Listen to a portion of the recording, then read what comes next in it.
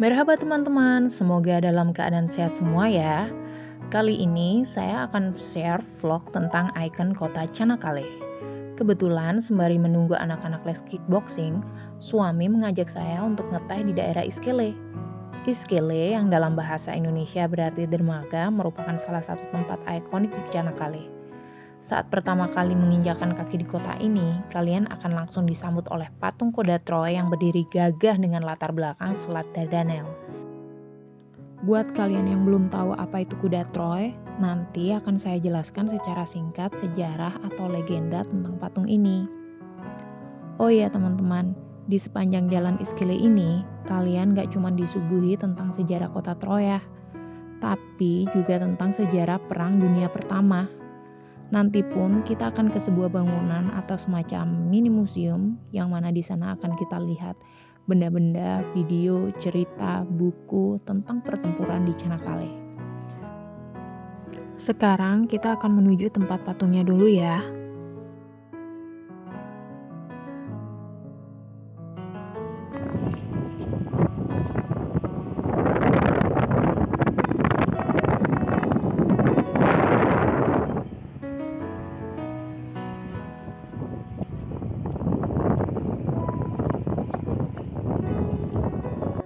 Sebelum kita lihat patung Trojan Horse atau kuda Troya, saya akan bahas sedikit tentang kotanya. Jadi kota Çanakkale ini 3000 tahun yang lalu sebelum Masehi bernama kota Troya. Kota Troya ini sangat terkenal dikarenakan temboknya yang tinggi dan kuat yang mengelilingi kota ini. Sehingga tidak ada satupun kerajaan yang bisa menyerang atau menaklukkannya. Sampai akhirnya pada suatu perang besar, kota ini harus jatuh ke tangan Yunani, dan setelahnya berganti-ganti nama seperti yang dijelaskan di papan ini. Dan ini adalah situs reruntuhan kota Troya. Tepatnya ada di 30 km dari kota Çanakkale.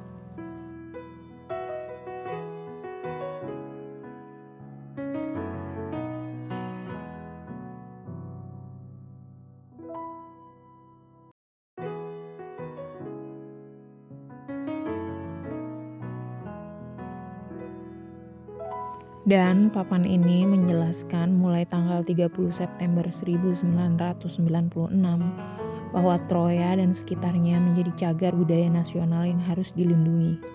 Di taman seluas 136 km persegi ini terdapat banyak monumen arkeologi dan sejarah yang berasal dari zaman Neolitikum hingga monumen Perang Çanakkale 1915. Dan sekarang kita lihat maket atau miniatur dari kota Troya dan juga tembok yang mengelilinginya. Untuk sejarahnya sendiri, mengapa kota ini bisa sangat terkenal berawal dari Homer, seorang penyair buta asal Yunani, yang pada saat itu beliau ceritakan dalam puisinya tentang perang besar sepanjang masa. Dua puisi beliau yang sangat terkenal sebagai puisi terindah sepanjang masa adalah Iliad dan Odyssey. Dari sana diceritakanlah kota Troya, peperangannya, serta para pahlawan dan mitologi dewa-dewi Yunani. Karena pada waktu itu budayanya adalah budaya tutur atau budaya lisan, tulisan dan kertas belum ditemukan, maka puisi ini diturun-temurunkan dari generasi ke generasi.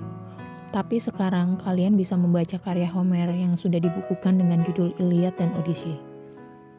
Nah, peperangannya sendiri berawal dari kontes kecantikan di pesta yang diadakan Dewa Zeus di Gunung Olympus. Pada saat itu, Zeus tidak mengundang satu dewi bernama Eris karena terkenal sebagai dewi perselisihan. Dewi Eris ini pun marah, lantas dia melemparkan sebuah apel emas dan mengatakan bahwa apel ini hanya untuk dewi yang tercantik.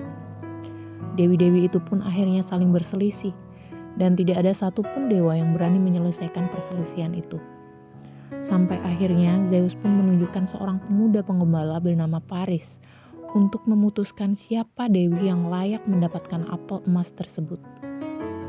Setiap dewi menawarkan Paris hadiah jika dia memilihnya.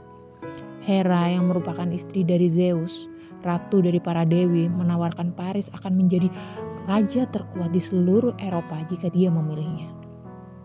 Athena, sang dewi kebijaksanaan, menawarkan Paris ilmu dan kebijaksanaan yang akan membuatnya menjadi petarung yang paling berilmu dan paling bijaksana.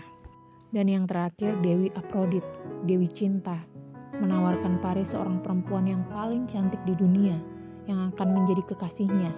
Dan Paris pun memilih Aphrodite sebagai dewi tercantik yang mendapatkan apel emas tersebut. Paris sendiri ternyata bukan sembarang pengembala. Dia sebenarnya anak seorang raja, Raja Priam, Raja Troya, yang berada berseberangan dengan Yunani. Sewaktu Paris lahir, diramalkan dia akan membawa malapetaka di kota Troya. Karenanya, raja dan ratu tidak tega untuk membunuh bayi itu, maka seorang pengembala diutus untuk meninggalkan Paris di pegunungan Ida, Kasdalare namanya sekarang, di Turki, agar dia mati. Tapi saat itu beruang malah menyusuinya dan Paris tetap hidup. Penggembala itu pun akhirnya membawa kembali dan merawatnya seperti anaknya sendiri. Dan akhirnya kenyataan bahwa Paris adalah pangeran Troya pun terkuak. Di sana Paris diutus dengan kakaknya Hektor untuk mengunjungi dan melakukan perjanjian kedamaian dengan kerajaan Sparta, Yunani.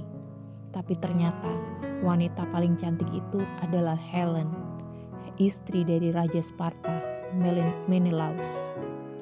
Paris pun menculik Helen dan membawanya ke Troya. Hal itu membuat Menelaus menjadi sangat marah. Dia pun meminta kerajaan-kerajaan Yunani lainnya berperang melawan Troya.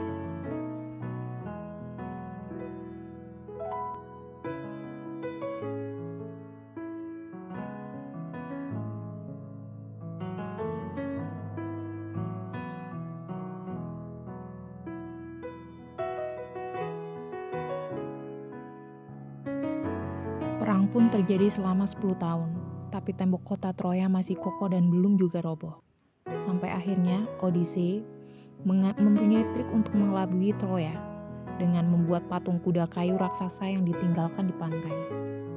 Para penduduk Troya berpikir bahwa patung kuda itu adalah persembahan untuk dewa Poseidon atau dewa laut. Seorang pendeta bernama Lakon curiga jika itu adalah trik, tapi sayangnya nasihat itu diindahkan oleh penduduk Troya.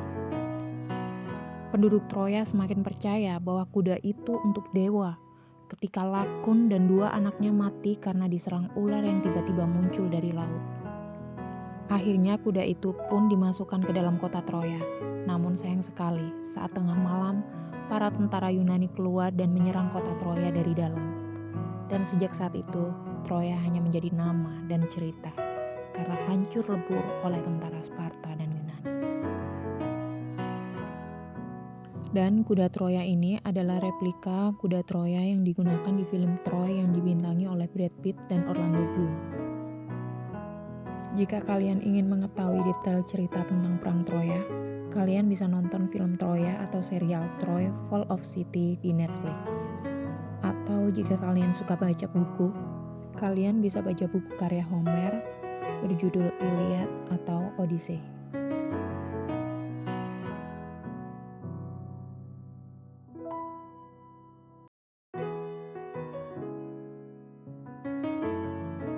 Sekarang kita menuju mini museum pertempuran Çanakkale di Perang Dunia Pertama.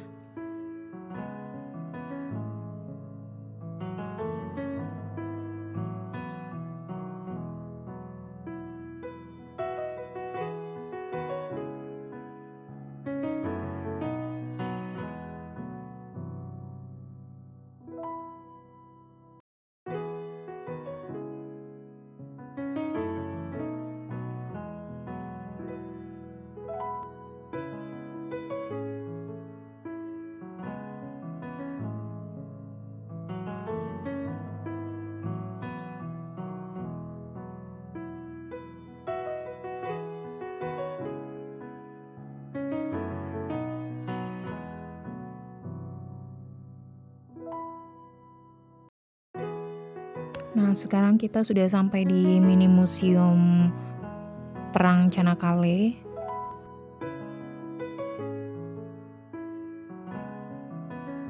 Di sini mini museumnya sudah cukup modern ya. Kalian bisa nonton video terjadinya Perang Dunia Pertama dari layar touchscreen. Jadi tinggal sentuh aja. Dan di sini ada beberapa peninggalan dari tentara-tentara Ottoman saat itu. Ada buku harian juga, ada baju tentara, dan lain sebagainya.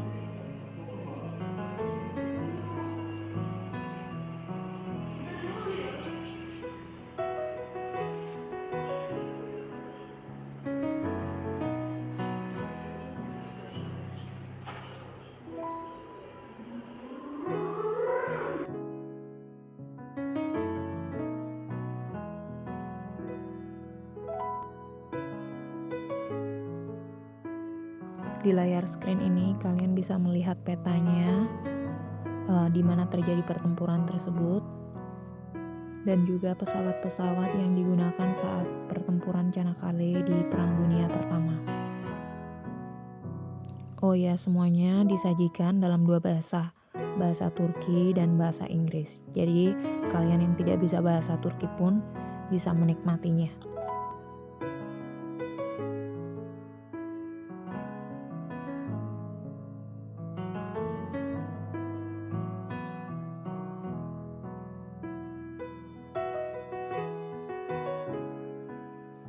Ini pesawat-pesawat yang digunakan saat pertempuran.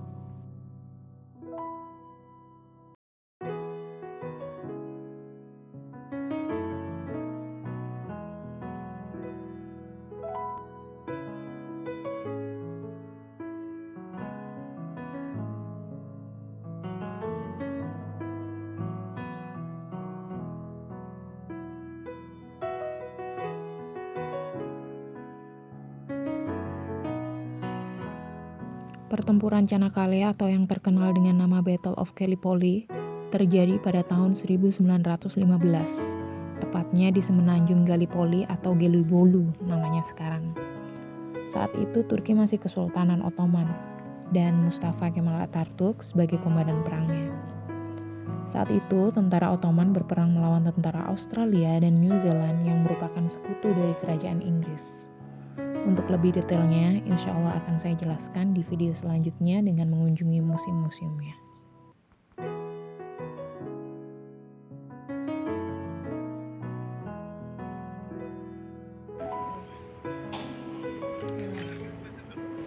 Di sini kalian bisa dengar cerita dari para pahlawan yang masih hidup tentang pertempuran di Çanakkale.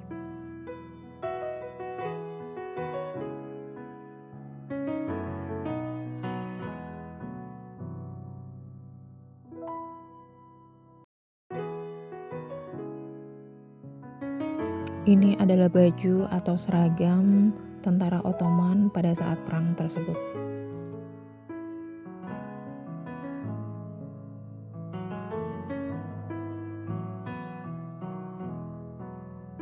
Dan ini adalah buku harian salah satu tentara Ottoman saat Perang Dunia Pertama.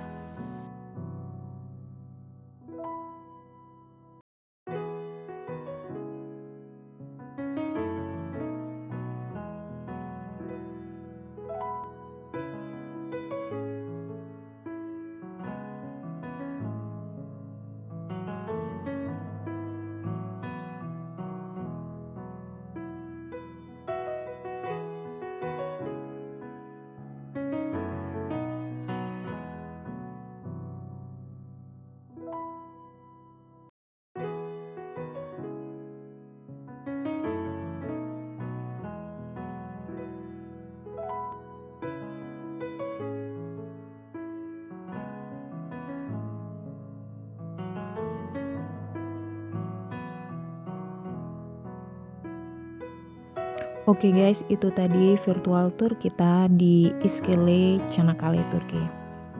Terima kasih ya sudah menonton. Jangan lupa like, komen, dan subscribe. Sampai jumpa di video selanjutnya. Bye-bye.